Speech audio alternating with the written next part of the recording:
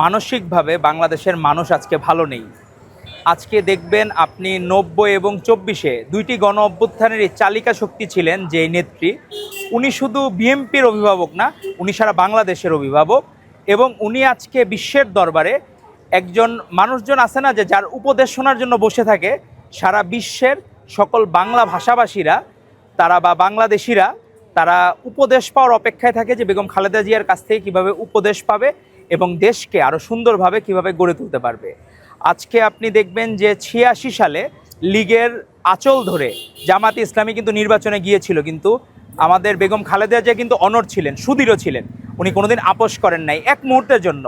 গণতন্ত্র যতবার আধারে পড়েছে ততবারই আলোকবর্তিকা নিয়ে হাজির হয়েছেন আপোষহীন দেশনেত্রী বেগম খালেদা জিয়া। আজকে যত ডিকশনারি আছে, যত ভাষা আছে, তার ত্যাগের ভাষা অনেক, মানে এই ডিকশনারির ভাষা অনেক সীমিত তার ত্যাগকে ভাষায় প্রকাশ করার জন্য। অনেকেই ভাষা, আপনি যত ভাষা বিজ্ঞানীরাও যদি প্রকাশ করে তার স্যাক্রিফাইসটাকে কীভাবে দেখাবে ওটা প্রকাশ করা সম্ভব না। আরেকটি আমরা দেখতেছি যে আমাদের ভারপ্রাপ্ত চেয়ারম্যান জনাব তারেক রহমানের বিষয় নিয়ে অনেক কথাবার্তা বলেন। আমার মনে হয় কিছু মূর্খ মানুষজন ছাড়া এই ব্যাপারে, কারণ আবেগের থেকে এই দেশের নেতার প্রয়োজন এই মুহূর্তে। শহীদ রাষ্ট্রপতি জিয়াউর রহমান বীরুত্তম যেরকম বাংলাদেশে আলোকবর্তিকা হয়ে এসেছিলেন, পরবর্তীতে বেগম খালেদা জিয়া, তারেক রহমানও বাংলাদেশের জন্য আশীর্বাদ। কারণ আপনি 1991 সালে দেখবেন ইন্ডিয়াতে রাজীব গান্ধী, উনি কিন্তু অ্যাসাসিন হয়েছিলেন নির্বাচনী প্রচারণায়। 2007 সালে বেনজির ভুট্টো, উনিও কিন্তু অ্যাসাসিন হয়েছিলেন তার নির্বাচনী প্রচারণায়। প্রত্যেকটা ইস্যু কিন্তু এই সাবকন্টিনেন্টের রাজনীতি আমার মনে রাখতে হবে। এখানে আবেগের থেকে বাস্তবতাকে বিবেচনা করতে হবে যে তারেক রহমানের থেকে বাংলাদেশকে তো আর কেউ বেশি ভালোবাসার প্রশ্ন ওঠে না।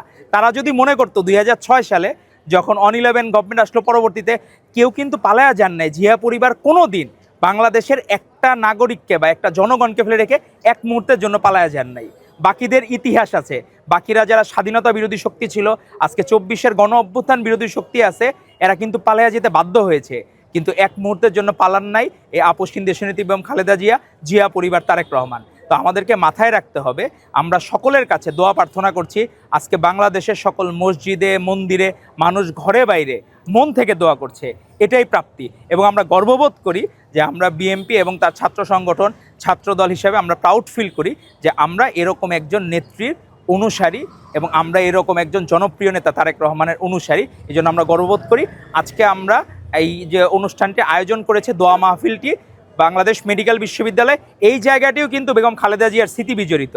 তো এই জায়গায় মসজিদে যে দোয়ার আয়োজন করেছে, এজন্য বাংলাদেশ মেডিকেল বিশ্ববিদ্যালয়ের ছাত্র কল্যাণ পরিষদকে আমি ধন্যবাদ জানাই যে তারা এরকম সুন্দর আয়োজন এবং গঠনমূলক আয়োজন এবং সুন্দর উদ্যোগ, আপনাদের মাধ্যমে সকালকে সারা বাংলাদেশের মানুষকে আমরা দোয়ার আহ্বান জানাচ্ছি।